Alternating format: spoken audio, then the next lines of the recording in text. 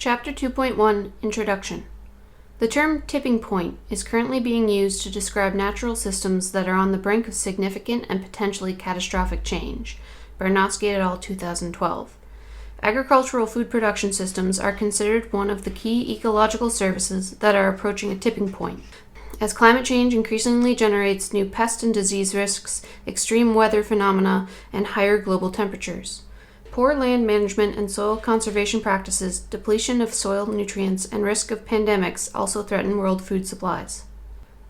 Available arable land for agriculture expansion is limited, and increased agricultural productivity in the past few decades has primarily resulted from increased cropping intensity and better crop yields as opposed to expansion of the agricultural landmass.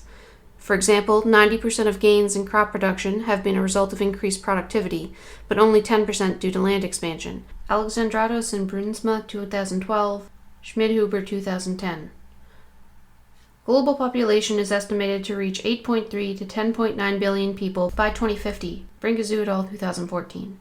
And this growing world population, with a corresponding increase in total as well as per capita consumption, poses a wide range of new societal challenges.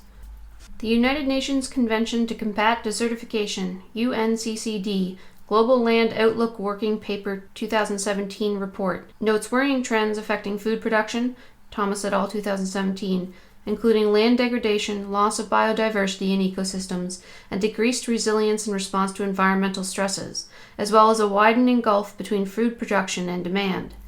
The uneven distribution of food supplies results in inadequate quantities of food or lack of food of sufficient nutritional quality for part of the global population, while in other parts of the world, overconsumption and diseases related to obesity have become increasingly common.